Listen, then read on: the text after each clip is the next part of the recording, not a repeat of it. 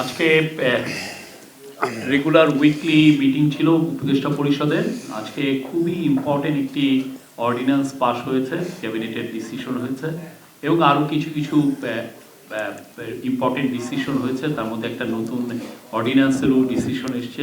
তো এই পুরো বিষয়গুলো নিয়ে মূলত প্রধান যেই ঐতিহাসিক যেই অর্ডিন্যান্সটা পাস হলো সেটা নিয়ে আমাদের law adviser doctor Asif Nazrul বলবেন। পরবর্তীতে উনি বলার পরে উনি কোশ্চেন নেবেন, নেওয়ার পরে যে আর অন্যান্য যেগুলো মাইনর ইস্যু ছিল সেগুলো নিয়ে আমি পরে বলবো। বাট আগে এটা খুবই ইম্পর্টেন্ট একটি অর্ডিন্যান্স ছিল, সেটা নিয়ে ডক্টর আসিফ নজরুল কথা বলবেন।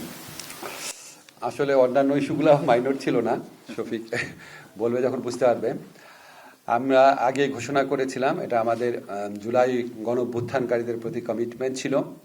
নতুন বাংলাদেশ নির্মাণের যে আমাদের প্রত্যয় ছিল, সেখানকার কমিটমেন্ট ছিল যে আমরা জুলাই গণঅভ্যুত্থান সুরক্ষা ও দায় নির্ধারণ অধ্যাদেশ আজকে ক্যাবিনেটে অনুমোদিত হয়েছে। এটা আশা করি আগামী ৫-৭ দিনের মধ্যে গেজেট নোটিফিকেশনের মাধ্যমে আইনে পরিণত হবে। পদ্মা সেতু, মেট্রো রেল এবং এলিভেটেড এক্সপ্রেসওয়ে নির্মাণের গর্বিত অংশীদার বসুন্ধরা সিমেন্ট। এখানে আমরা মূলত যেটা করেছি সেটা হচ্ছে জুলাই গণ অভ্যুত্থান কালে রাজনৈতিক প্রতিরোধের উদ্দেশ্যে সংগঠিত কার্যাবলী থেকে জুলাই গণ অভ্যুত্থানকারীদের দায় মুক্তি দেওয়া হয়েছে। রাজনৈতিক প্রতিরোধ বলতে আমরা বুঝিয়েছি ফ্যাসিস্ট সরকারের পতনের মাধ্যমে গণতান্ত্রিক শাসন পুনরুদ্ধারের লক্ষ্যে সংগঠিত যে কার্যাবলী ছিল, সে সমস্ত কার্যাবলীর ফৌজদারি দায় দায়িত্ব থেকে জুলাই গণ অভ্যুত্থানকারীদের দায় মুক্তি দেওয়া হয়েছে। এটা হচ্ছে জুলাই এবং অগাস্টে সংগঠিত কার্যাবলী, জুলাই অগাস্টে। এখন প্রক্রিয়াটা কি হবে? প্রক্রিয়া হচ্ছে অলরেডি যদি কোনো মামলা হয়ে থাকে জুলাই গণ অভ্যুত্থানকারীদের বিরুদ্ধে ফৌজদারি মামলা, রাজনৈতিক প্রতিরোধের উদ্দেশ্যে সংগঠিত কার্যাবলীর কারণে যদি কোনো ফৌজদারি মামলা হয়ে থাকে, তাহলে সেই মামলাগুলো প্রত্যাহার করার পদক্ষেপ সরকার নিবে এবং এখন থেকে নতুন কোনো মামলা করা তাদের বিরুদ্ধে জুলাই অগাস্টে সংগঠিত রাজনৈতিক প্রতিরোধের উদ্দেশ্যে সংগঠিত কার্যাবলীর দায় দায়িত্ব থেকে যদি কোনো এর জন্য যদি কোনো নতুন মামলা করা হয়, সে নতুন মামলা করা যাবে না।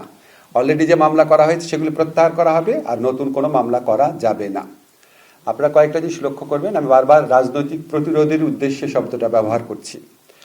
জুলাই এবং অগাস্ট মাসে কেউ যদি রাজনৈতিক প্রতিরোধের নামে ব্যক্তি এবং সংকীর্ণ স্বার্থে কোনো হত্যাকাণ্ড ঘটায়, সেটার ফৌজদারি দায় দায়িত্ব থেকে সে রেহাই পাবে না।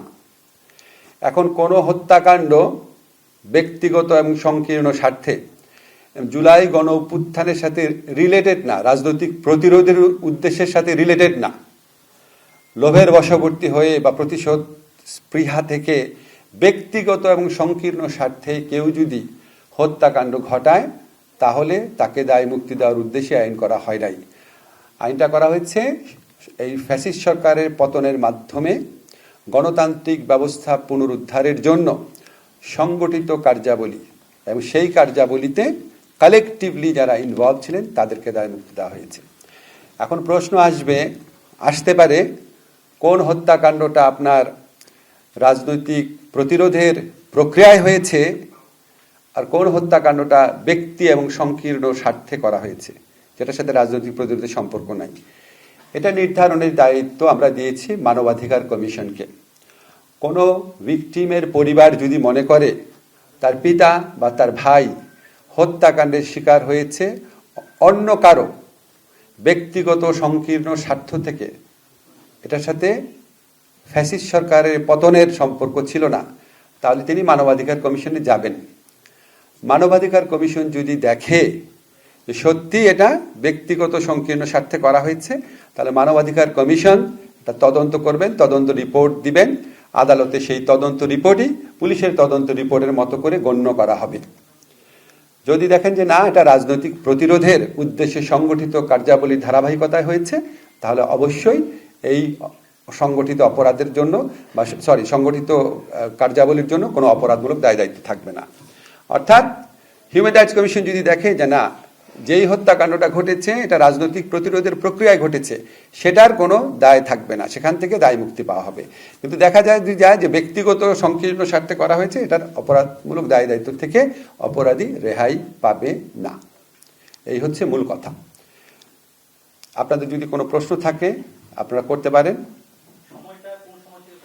জুলাই অগাস্ট না, কোনো ডেট দেওয়া নাই। আপনাদের একটু স্মরণ করিয়ে দিই, আমাদের মহান মুক্তিযুদ্ধের পরে যখন দায় মুক্তি আইন করা হয়, সেই দায় মুক্তি আইন করাকালে 1972 সনের মুক্তিযুদ্ধ কিন্তু আমাদের শেষ হয়েছিল 1971 সনের 16ই ডিসেম্বরে বিজয় অর্জনের মাধ্যমে। কিন্তু ওখানে দায় মুক্তি দেওয়া হয়েছিল ফেব্রুয়ারির 29 তারিখ 1972 পর্যন্ত। তা আমরা এত দূর বিস্তৃত করি নাই, আমরা জুলাই অগাস্ট, আমরা জুলাই গণঅভ্যুত্থানের যে ডেফিনেশন আছে আমাদের বিভিন্ন ঘোষণাপত্র, জুলাই সনদ, সেটাকে বিবেচনায় রেখে জুলাই অগাস্টে সংগঠিত ফৌজদারি কার্যাবলী।